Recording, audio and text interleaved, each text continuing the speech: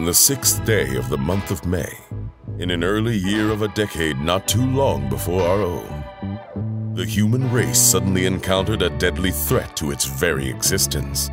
And this terrifying enemy surfaced, as such enemies often do, in the seemingly most innocent and unlikely of places.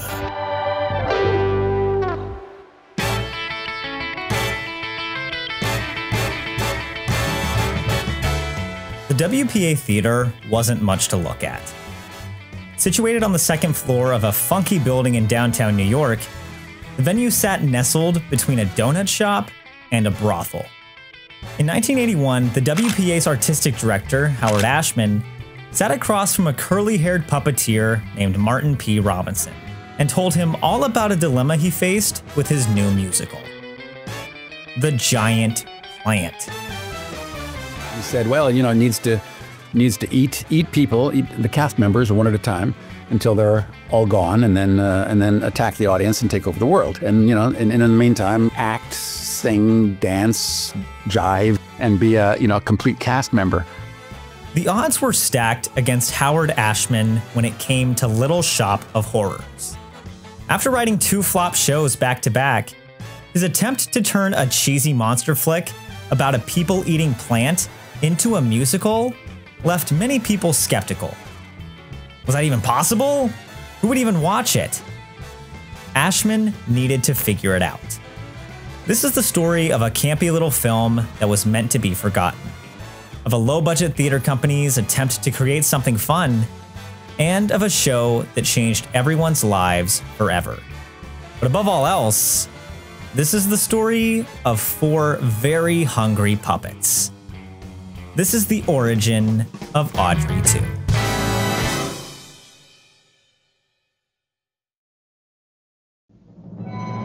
Tossing and turning, racing thoughts, or worst of all, a cat that won't stop tapping things off the counter. There's no escape from the wicked, sleepless nights. They're indestructible, they're indescribable, but one supplement dares to end them once and for all. Dream Me. It's the Dream Hot Cocoa. Dream's natural mix of magnesium, L-theanine, melatonin, and reishi mushrooms supports all 4 stages of sleep, all with 0 sugar and 0 dairy. The delicious Dream Hot Cocoa helped me escape the evil clutches of restless nights and wake up feeling more refreshed. Prioritize your sleep for a productive and healthy year with Dream by Beam. When you click shopbeam.com/waitinthewings, use code WITW for up to 35% off your first order.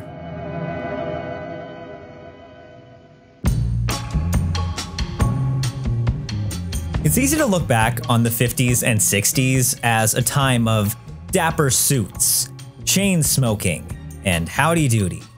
But underneath all those geometric wall patterns and Howard Johnson orange sherbets sat the threat of atomic destruction.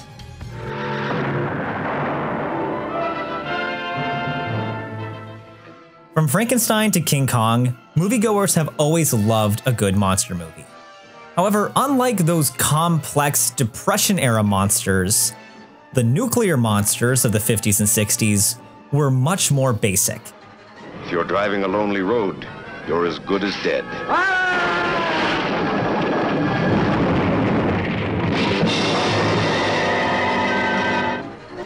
Whether it was a giant spider, a giant crab monster, or a giant blob, their motivations were much more singular.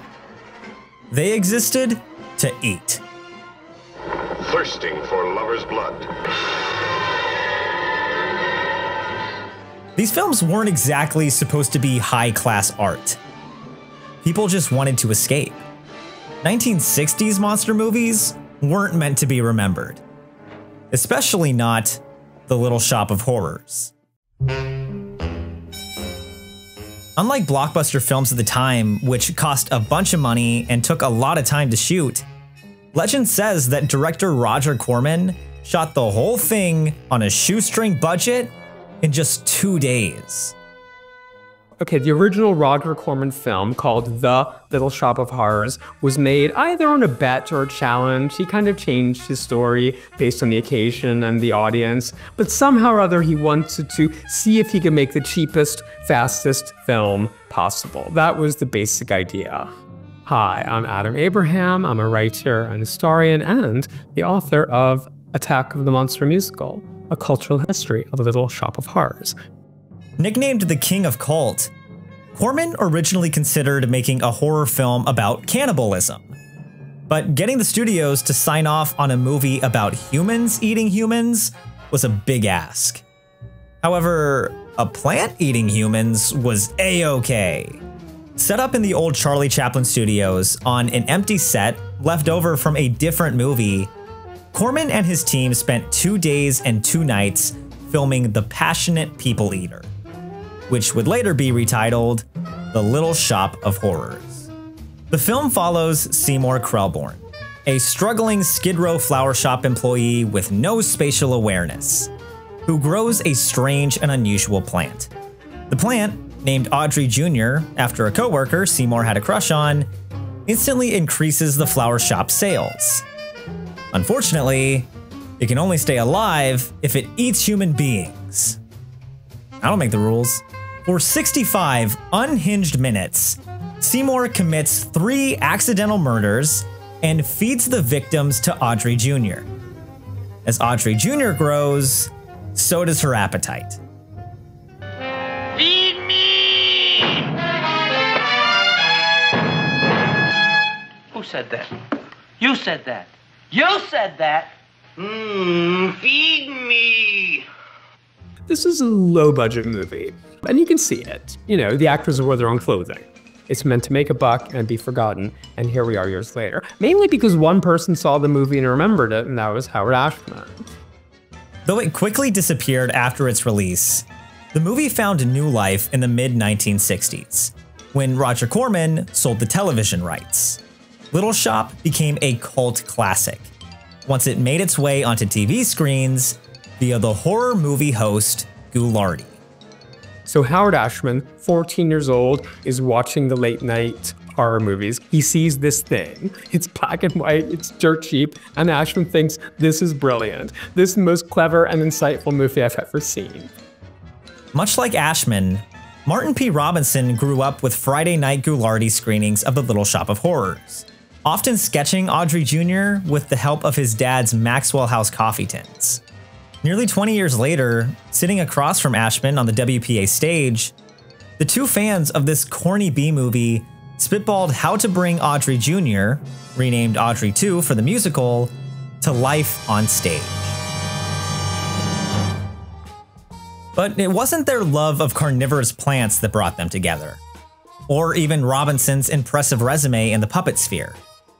At 27 years old, Martin P. Robinson's puppeteer experience ranged from building marionettes on a 23-week tour with Niccolo Marionettes to doing repair work for Bill Baird. Don't recognize the name? Well, you probably recognize his puppets, especially if you've ever had the Lonely Goat Herd song from Sound of Music stuck in your head. I worked for him for about 1.5 years repairing his puppets, and I learned a lot about building mechanisms. Strange puppets were Robinson's hobby. And yet, he wasn't even on the WPA Theater's radar when they started looking for puppeteers. WPA's first choice was an avant-garde director and designer, who just so happened to have the same agent as Howard Ashman. They wanted Julie Taymor. Great combination, and they met and they talked, and she drew up some nice designs, which I've seen, which were really interesting. She had a screen of multiple mouths that looked like flowers, is my recollection. That's the best I can recall. And at some point, she decided it wasn't her cup of tea, so she decided not to do it and recommended me because I had, acquitted myself successfully with her and some of her projects in the past. And she knew I was a handy designer and builder. When Howard Ashman originally pitched the idea for Little Shop, he made it clear that he wanted the show to revolve around a large gimmick sitting in the middle of it. If the plan didn't work, neither would the show. Ashman needed a handy designer, specifically for a song called You Never Know, in which Seymour and a very hungry Audrey too moved around the stage, chomping at anyone who came close to her. Ashman's original idea involved the lead character, Seymour, moving a modestly sized hand puppet to different locations on the set, each spot hiding a different puppeteer. Anytime Seymour moved the plant, a puppeteer would pop their hand into the puppet until Seymour picked it up and moved it somewhere else. A solid idea, but one that would really raise the show's running costs. So he had like 3 places on the set picked out where that would happen, which of course means 3 puppeteers. And I suggested the old fake arm routine, which thankfully he had never heard about. Even though he hadn't been offered the job, Robinson still offered a solution for free. Can I have an Audrey broom, please? One of my assistants. Thank you very much. No puppet struck fear into people's hearts quite like comedian Rod Hull's Emu.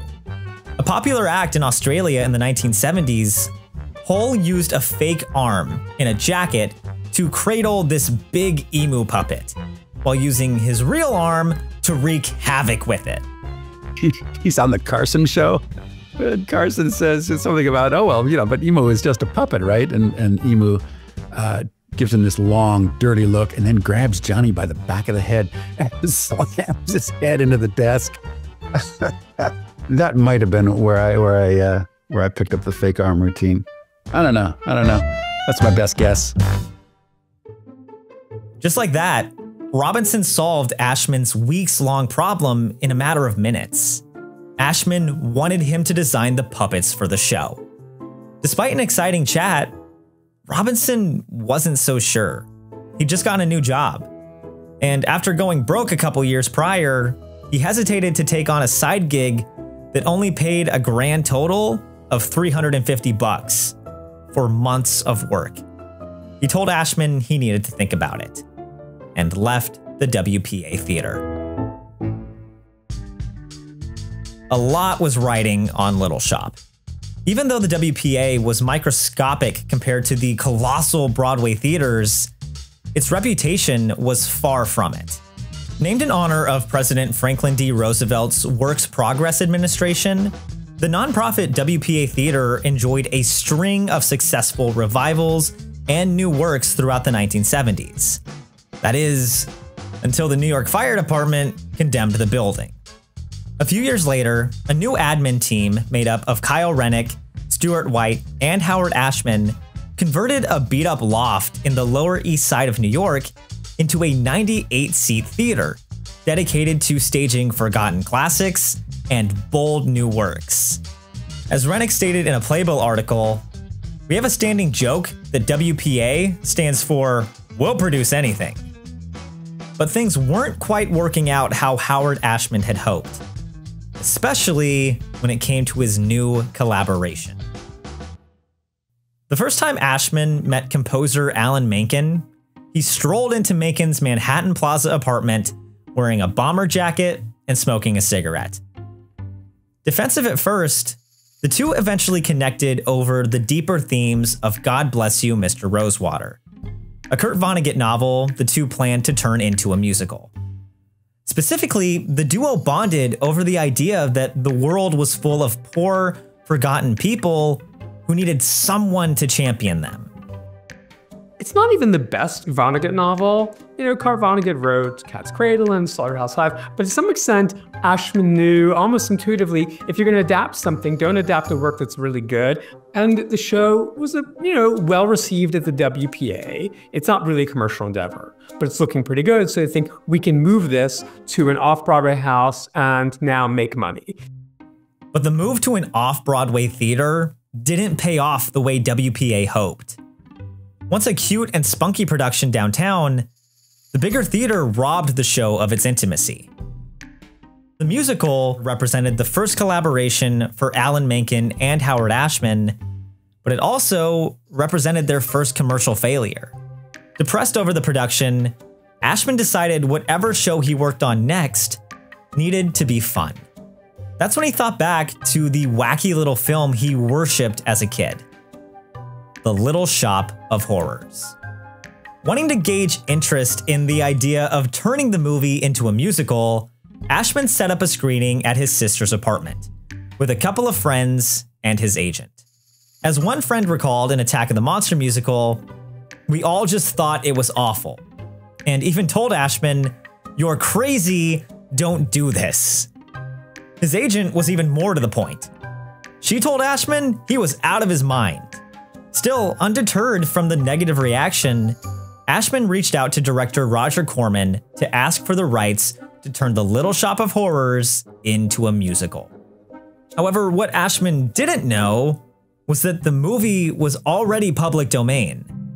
In a testament to how forgettable Corman thought the original film would be, he never even bothered to copyright it. A fact he conveniently never told Ashman, as he negotiated a percentage of the musical's gross revenue.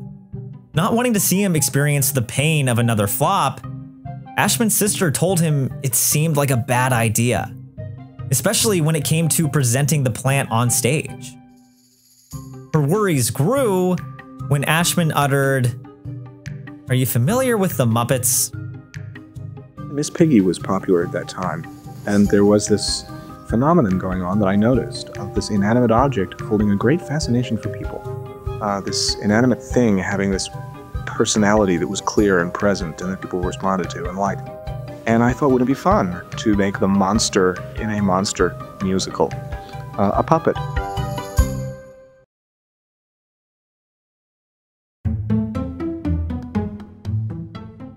A couple days after meeting with Howard Ashman in 1982, Martin P. Robinson shuffled into work.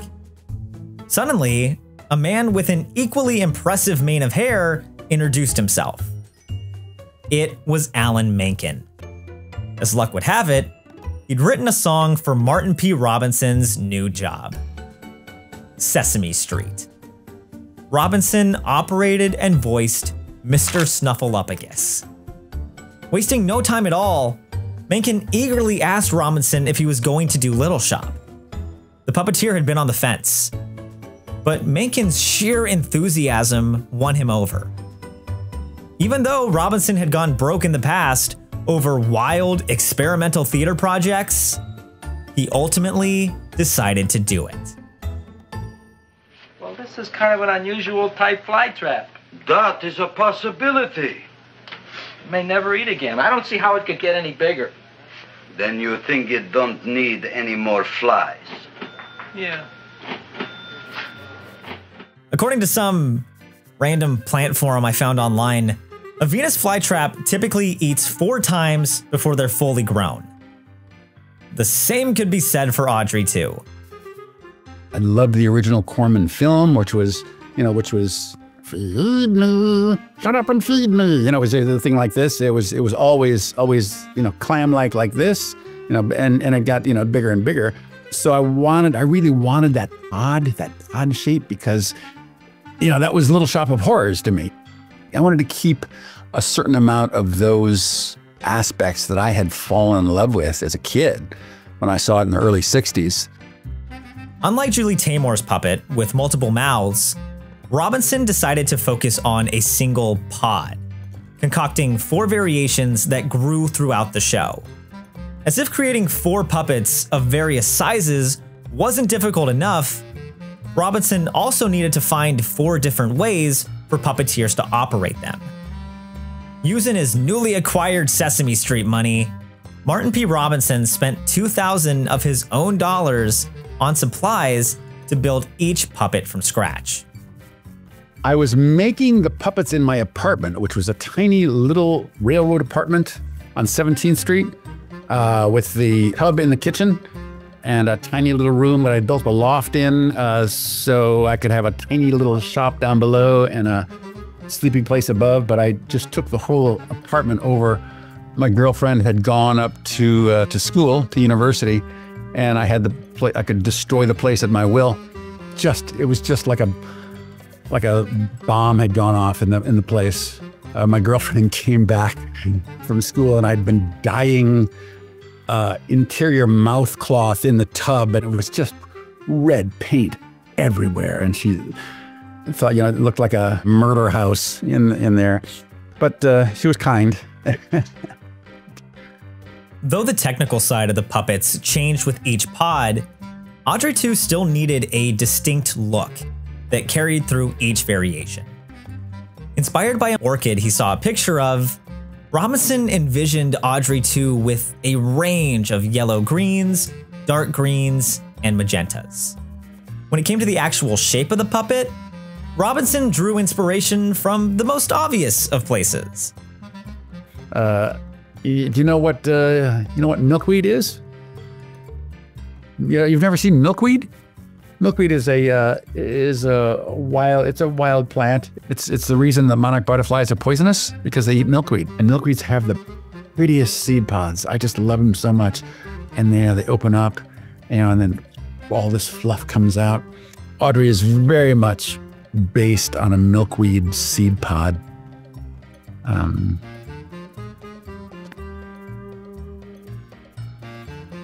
Oh God, you're there. These are some seed pods. I can't believe that these are here. So they got these beautiful seeds inside. And, you know, and that's basically Audrey 2 right then. I mean, you can imagine some, feed me, Seymour. The only thing more important than how Audrey 2 looked was how she moved. For the musical, Martin P. Robinson wanted to give her more personality, with the ability to move freely and fluidly. Instead of reinventing the wheel, Robinson went back to basics. This is the plant from the WPA. She's in pretty good shape. The puppeteer pulls the trapdoor out here, which is just as simple as it can be. These fall out. You anchor it by pulling this down so that it doesn't move when you're getting inside. You very gently get your hand up inside it. And, you know, it's just your basic hand puppet there, Brendan. You know what I mean? Pod 1. The first incarnation of Audrey 2. A cute, innocent plant that seemed more likely to teach you how to count as opposed to, you know, crave your blood. As you can see, there's nothing really super threatening about her yet. She doesn't have any teeth. She's not very big. Seymour puts her down on the counter right here, and the puppeteer is actually under the table here for the first probably 15, 20 minutes of the show until the number Grow For Me, where she first comes to life for the first time. I am typically the one under the counter here. You don't want the audience to see you getting inside, and then you just kind of, you know, when Seymour gets close with the bloody finger, you know, open, close, open, close. It's really very much like a Muppet or a sock puppet style puppet. Also, there is a little tongue in Pod 1, so that is your middle finger goes into the tongue. Yes, and forgive me for the visuals, but like when you open up and then waggle your tongue around, that's it. That's the manipulation. It's I think the simplest of the puppets that we have in the show, but it's really effective in the way that it tells the story and introduces us to this character and sets up the rest of the plot in the show. In the original Corman film, the plant always talks like this, is always in this mode, and I really wanted to get her into this mode, into kind of where she anthropomorphizes, where she would talk like this sometimes, and then she would talk like this sometimes. With Robinson working on the puppets, Ashman and Menken turned their attention to casting the first of Tui's many meals. I did a show, and the stage manager, his girlfriend, was the casting director for the WPA theater. Out of the blue, I get a call from her, would you come into New York to audition for a new musical called Little Shop of Horrors? They wanted to see me, interestingly, for the role of the dentist. Originally named Dr. Phoebus Farb, The most notable thing about the dentist in the original film was that one of his patients was a largely unknown Jack Nicholson. Ashman rewrote the dentist as Oren Scrivello DDS for the musical, a leather-wearing bad boy who got off on nitrous oxide and root canals, before ultimately becoming the first victim of accidental murderer Seymour Krelborn. The role promised to be the busiest in the show, with the actor not only playing the dentist, but also a menagerie of other ridiculous characters. I flew myself in. I was trying to change my image a little, and I had a toupee made for me in LA, and I wore it into the audition. Alan Menken, he knew me, and he saw me with this toupee on, and he started to laugh. He said, "This is not the Lee Wilkof I know." And I pulled it off, and Howard Ashman literally looked at me and said, "You're not a dentist? Go out in the hall and look at the Seymour sides." He came down to myself and, let me think, I can't think of his name. He's not that well known. Nathan Lane. That was a bad joke. So it was between Nathan and I. And the assistant director, her name's Connie Grappo. Howard said, "Who do you think?" And she said, "I think Nathan's great, but let's go with Lee Wilkof." So I married her. My name is Lee Wilkof, and I played Seymour in Little Shop of Horrors.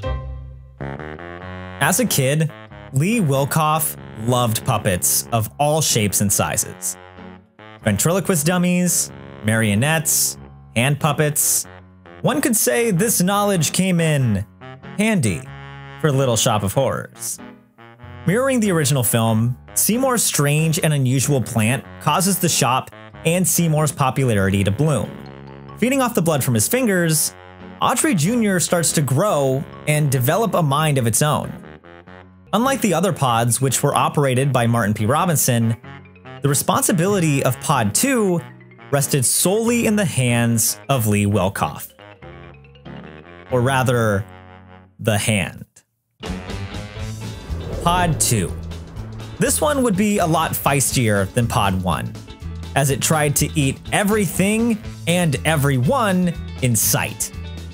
To bring this unruly energy to stage, Lee Wilkof needed to go full emu. I had this arm, I think, was phony. No, this arm was phony. And this arm manipulated it. There's like a fake shoulder, and then there's a strap that goes around the Seymour actors. And then there's a second sleeve right underneath it that you put your own hand through that goes in the back of the pod. You keep your arm out, but you've got a jacket here and you've got a black sleeve, so you don't really see anything that's going on here. So you're able to, you know, do this kind of stuff. And then when she gets bigger, you just introduce more of your arm into it, which allows you to then get her up and over, and go for the girls. I thought it was like battery operated at first because it's going like this, you know? And then one day I saw one of the understudies put their hand in the plant. I said, "Oh, wait, hold on." I remember I stopped rehearsal. I said, "Hold on, you've been doing that this whole time?" I was like, "Yes, Melissa." Do all of this stuff where she's, getting so active in that number and dragging him this way and dragging him that way with her movement. It's some of the hardest puppetry in the show to do because you're singing and acting and puppeteering and dancing and two characters at once. And this is some of the hardest puppetry of the show, hands down. It wasn't difficult for me. It was minimal. We'd do a dance. I'd have to go boom, boom, boom, boom, and this is the head of the panther with my arm. I'd have to bite somebody's butt, one of the urchins' butt. It was really fun. In the original film, two teenage girls periodically appear at the flower shop to buy flowers for their school float, and eventually become enamored with Seymour. In the musical, the two teenage girls became three teenage girls, endearingly called the Urchins, based on a line from the flower shop's owner, Mr. Mushnick, in which he says, "You, urchins, off the stoop." So the urchins are the smartest people in the entire show. They operate as kind of the Greek chorus that we say in musical theater, but they are also in the world. They're 3 young girls, and everyone knows them. They know everybody. They know everything that's going on in the neighborhood. Menken and Ashman knew early on that Little Shop needed its own musical language. The original film is presented as a monster movie, but it comes off as a comedy. Sure, the musical was called Little Shop of Horrors, but a dark, serious soundscape like Sweeney Todd would never work with such a ridiculous premise. Raised in Baltimore, Ashman loved listening to music by girl groups who specialized in tracks that held a lush sound and menacing undertones. As Ashman put it, Little Shop needed to sound like the dark side of Greece. Wanting the show to more accurately represent his time living in historically marginalized parts of Baltimore and New York City, Ashman decided that out of 6 characters in the cast, half of them should be Black. The names are Ronette, Crystal, and Chiffon. And those names are names of girls groups from the 50s and 60s. So the Ronettes, the Crystals, and the Chiffons. When you think about Black music, especially Black music of the 50s and 60s, those 3 girls embody that with their voices. While the Urchins drew inspiration from girl groups, Ashman and Menken still needed a distinct sound for their star. Howard Ashman always knew Audrey needed to be the star of the show. Sorry, not that one. This one. But Audrey too was much more than just a gimmick. She was the lead character. No longer satisfied by droplets from Seymour's anemic fingers, but still needing fresh human blood, Audrey too realizes the only way she'll survive is if she, convinces Seymour to become a murderer. And what better way to do that than by singing a morbid rock and roll song? Knowing Seymour is in love with his co-worker, the scheming plant targets Audrey 1's abusive boyfriend, the dentist. Though the two had no real connection in the Corman film, Ashman put Audrey 1 and the dentist in a relationship in the musical to give the killings some rhyme and reason. Now, instead of throwing rocks at random drunk people in train yards or sex workers, Audrey 2's victims in the musical all would have some connection to Seymour, each increasingly more personal. As Audrey 2's appetite grew, Robinson knew the puppets needed to grow with it. Pod 3. Perhaps the most seductive of the bunch, or at least as seductive as alien vegetation can be, Pod 3 would change the game by revealing Audrey 2 could talk. Her voice, a persuasive weapon in convincing Seymour to carry out her bloodthirsty desires. Pod 3 posed some tricky needs. Not only did it need to talk, it also needed to be big enough to somehow chow down on the severed limbs of a dental professional. Robinson decided that the third variation of Audrey 2 needed to conceal a full human puppeteer. Pod 3 is it's a full body experience. Pod 3 is probably my favorite one to do. So we're wearing green overall spandex leggings to create our legs become the vines with these big long vine shoes on the end. There's a chair in the pot. And so we sit down and there's a seat, we're seat belted in, because we're moving around so much, we need to be anchored in at some place, otherwise we would fall all over the place. So we're seat belted in really, really tight. And the pot, the head of the pot itself is built connected to this sleeve, this big long sleeve.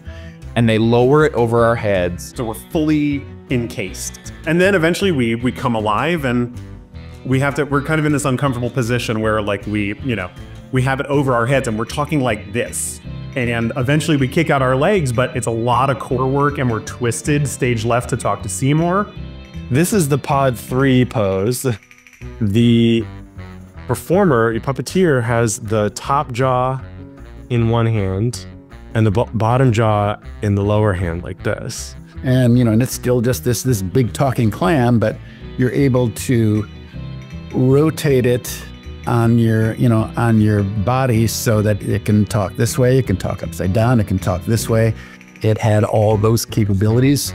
So it's like holding 20-pound dumbbells in your hands and moving them as fast as you possibly can. It's a 3.5-minute sprint inside a sock. The dentist thankfully sort of dies off stage. He puts the severed arm in, and we like clamp down on it, and we toss it up, and we catch it, and we like chew it and swallow it. There have been many a show where I toss it up and just miss it. I toss it up and then it just flies somewhere else. So like it's not always perfect, but I would say I would say 90% of the time we catch it. But the physicality of Pod 3 only solved half the equation. If Audrey 2 was going to convince Seymour to commit multiple homicides, she needed a commanding voice. Feed me. Feed me. Feed me. In the original film, the movie's screenwriter, Charles B. Griffith, also voiced Audrey Jr. and opted to give the plant a high, whiny voice.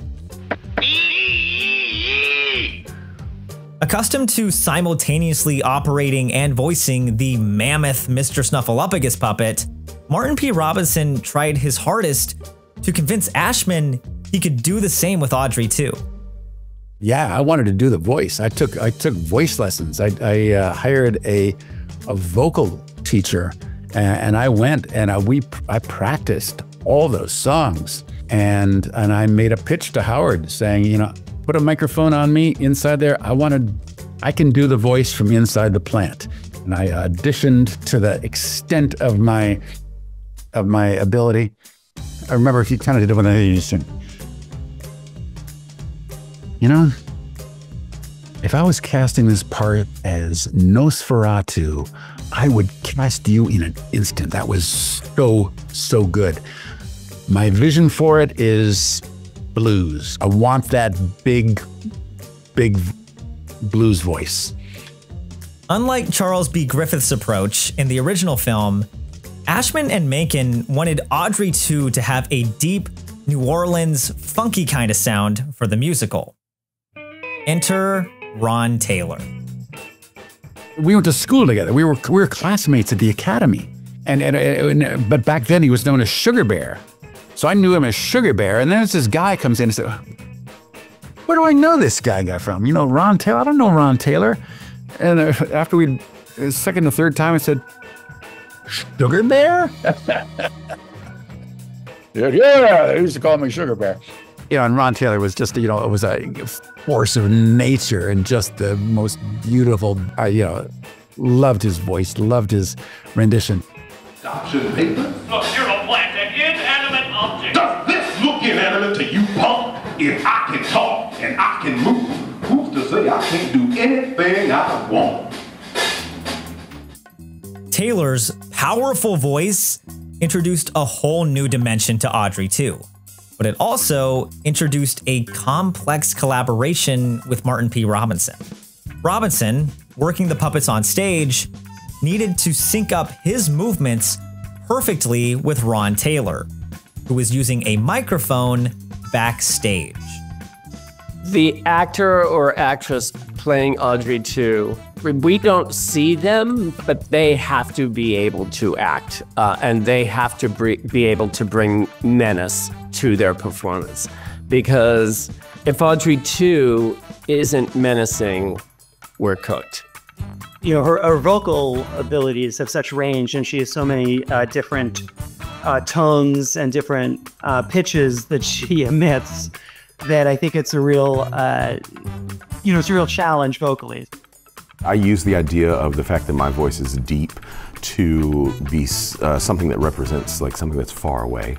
And so the vibration of the sound sounds ominous when I'm speaking. And it's like this idea that I have about what sound would feel like traveling through a root system, you know, to up through the ground. And so a lot of that informs the way that I speak, really even the riffs that I choose to do when singing. Like, I don't want them to be uninformed. Whoever the voice of Audrey 2 really is the lead for what our performance will be. When the mouth is closed, it's sensory deprivation chamber in there. It is pitch black. We can only see when the mouth is open because of the fabric that's used to make the mouth. We wear an in-ear monitor so that we can hear very clearly every breath, every intonation, so we can match it as best we can and do it justice. We want to do the performance justice. Despite the growing size and complexity of the puppets, Martin P. Robinson didn't enjoy the luxury of scene shops and a team of builders helping him put them together. It was just me and my amp. I would build for 2 days, then I would sleep for 8 hours, then I would stay up for 2 days straight, sleep for 8 hours. That was our schedule. Martin P. Robinson's apartment and makeshift loft provided just enough room to create the first 3 pods of Audrey 2. But when it came to pod 4, he needed all the room he could get. Roughly the size of a smart car, pod 4 would rack up the show's highest kill count by eating not 1, not 2, but 3 people. Is that copyrighted?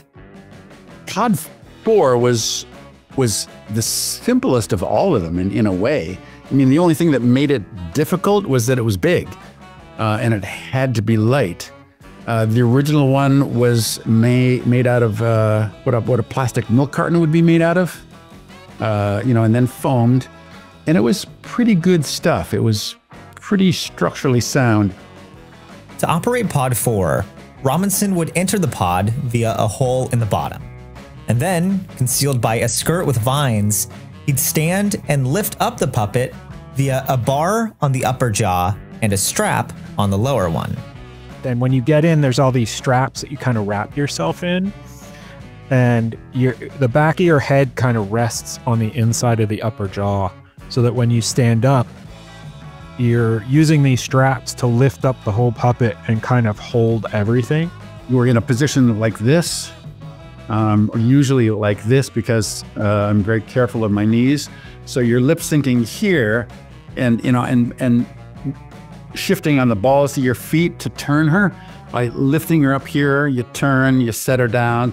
And there are like divots in the lower jaw so you can rest them on your thighs. On your thighs, yeah. You rest her here on your legs so that most of the weight is there on your bones.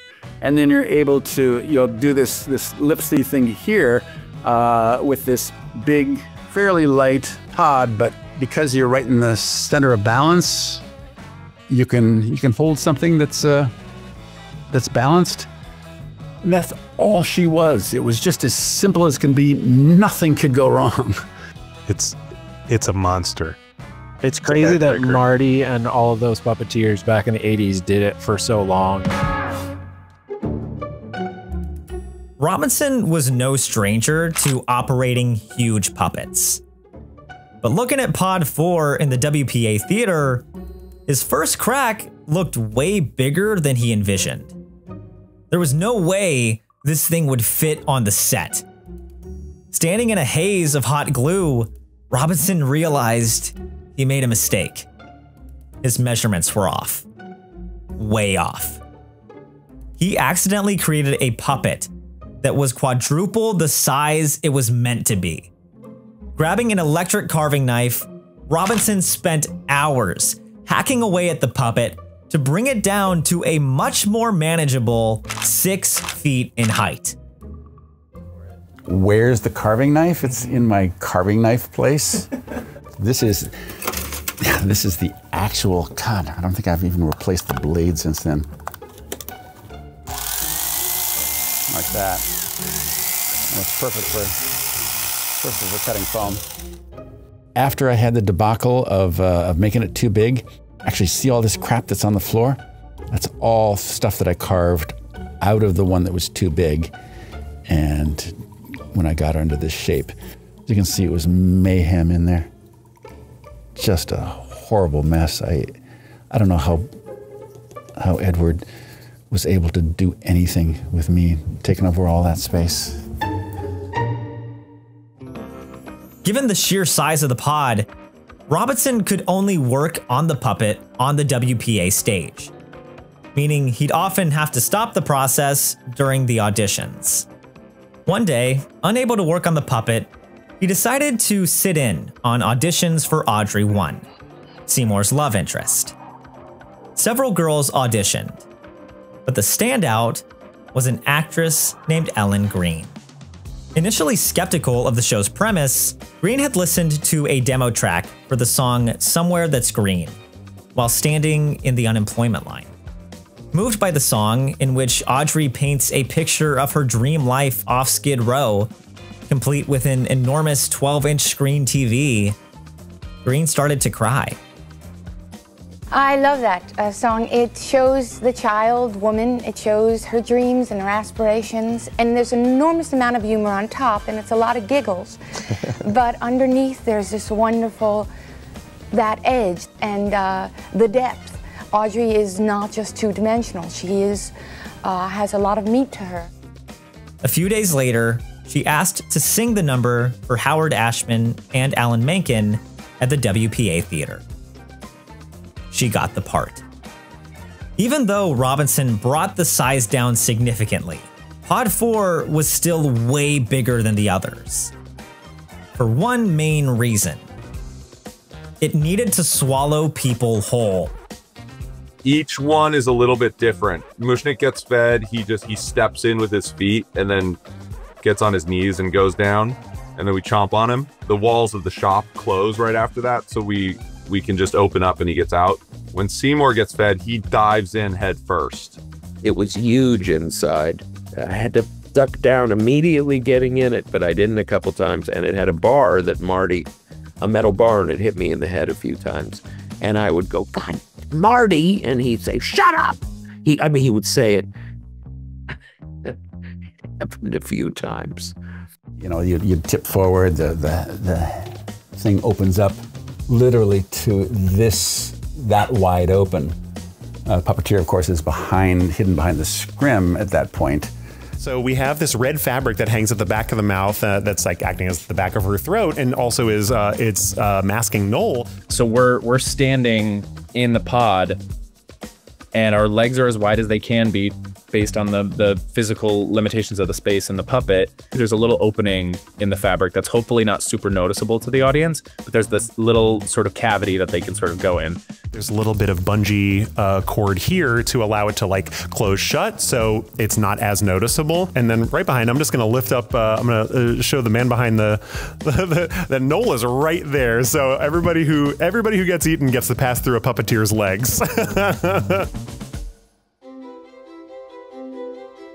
It's not exactly easy to be consumed by a huge plant puppet and make it look convincing. But Ellen Green managed to turn it into an art form. Staying true to Ashman's philosophy, each victim grew increasingly closer to Seymour. His crush's boyfriend, his own boss. However, unlike Mushnik, who could sit in the puppet and wait for a scene change to get out, Audrey 1's heartbreaking demise was much more subtle.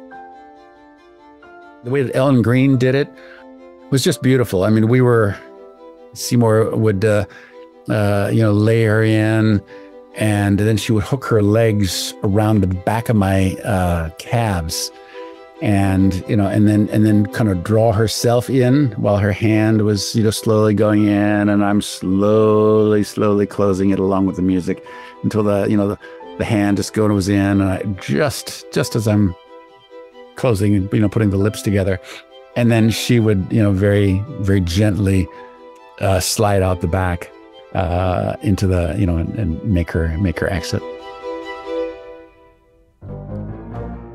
The collaboration between voice actor and puppeteer also needed to extend to the giant Pod 4 puppet.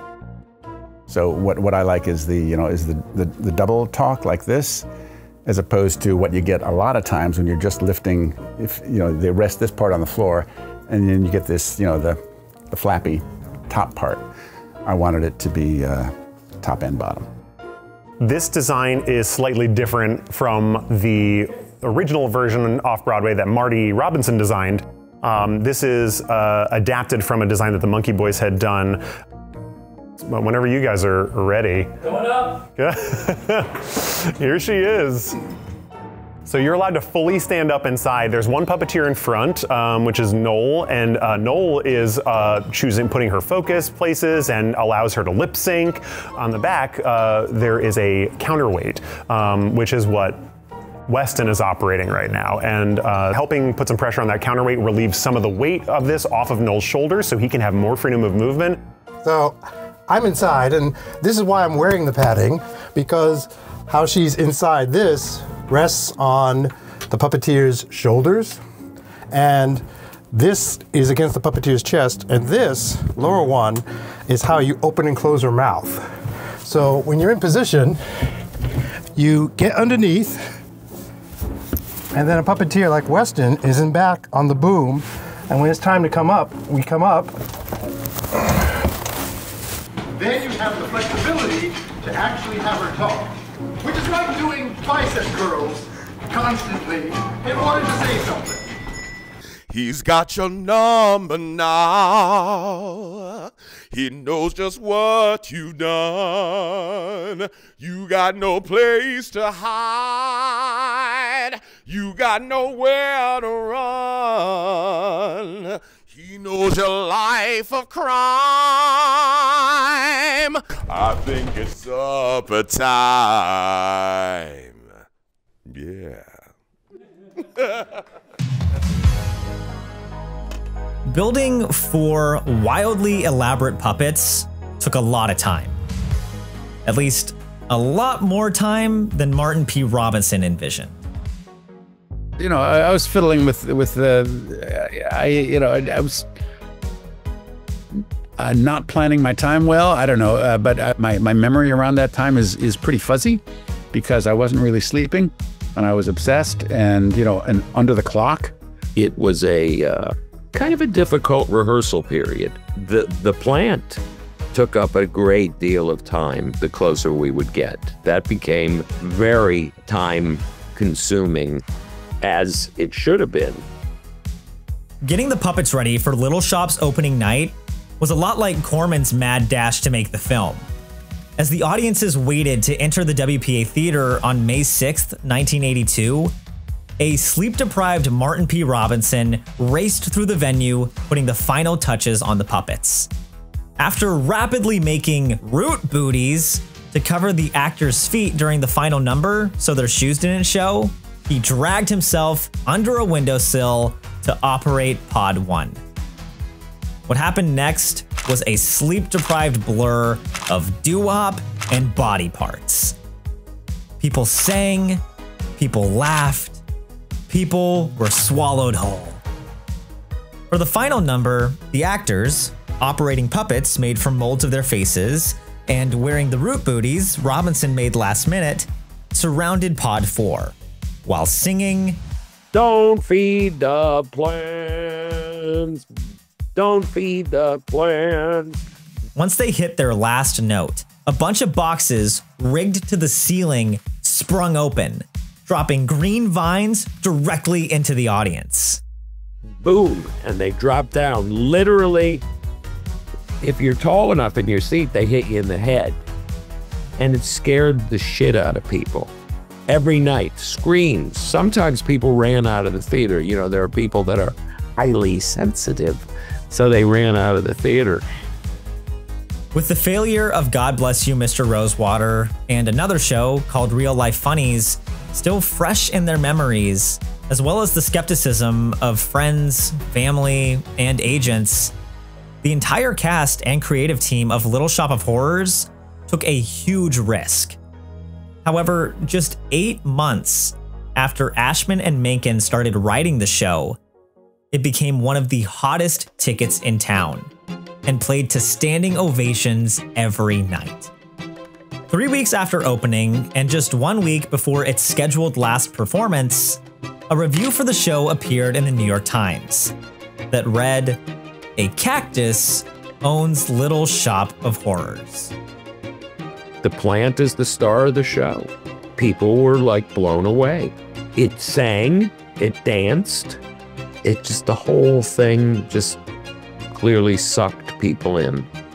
She's just such a central part of the show. I mean, she's the villain, and she has some great music. Yeah, she's an icon. You know, she's Madonna, Beyonce, Taylor. She's an icon. As word of Little Shop at the WPA Theater circulated around the theater sphere, countless producers wanted a bite of the success. The team decided to partner with the Schubert Organization, heavyweight producer David Geffen, and a young British producer who was working on a different show in London, but wanted a practice run at producing in America. The man's name was Cameron McIntosh, and his other project was Cats. The producers thought Little Shop of Horrors could be bigger than hula hoops, and offered Ashman any Broadway theater he wanted. But Ashman refused. Howard, being the smart man that he was, said, "Yeah, you know, we could open Broadway. We could probably win the Tony this year, and it would probably, but if this is a small show, it's 7-person people in the cast. It's a tiny little grubby off-Broadway show. It should be in a grubby off-Broadway theater," and he was right. Just 1 month after closing at the WPA Theater, Little Shop of Horrors opened at the Orpheum Theater off-Broadway on July 27th, 1982, virtually unchanged from the WPA production. It ran for 5.5 years and 2,209 performances, ultimately becoming the highest grossing show in off-Broadway history.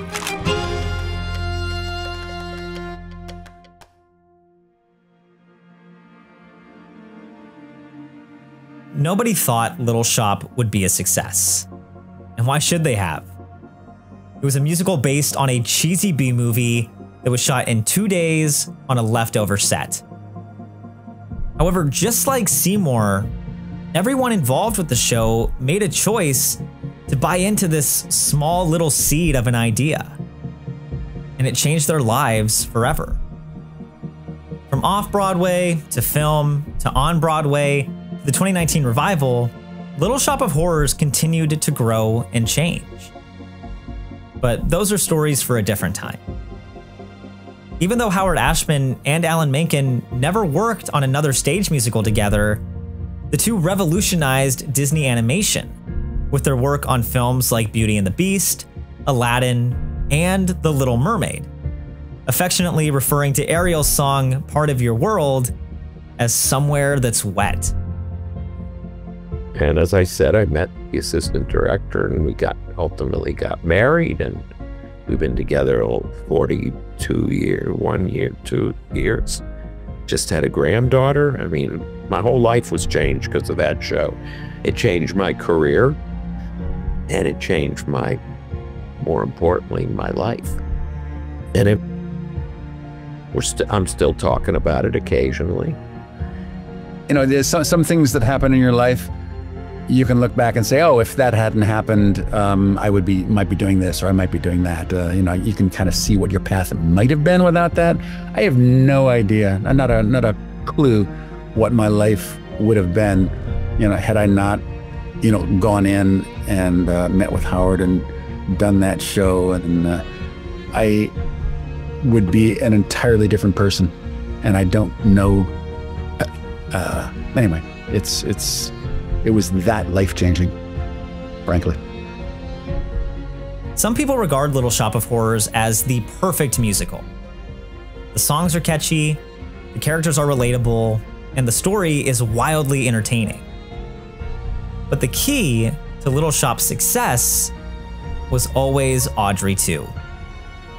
With a couple of milk jugs and some foam, Martin P. Robinson managed to turn a simple gimmick into one of the most iconic characters in musical theater history. And somehow, just like the show, that small little plant grew big enough to take over the world.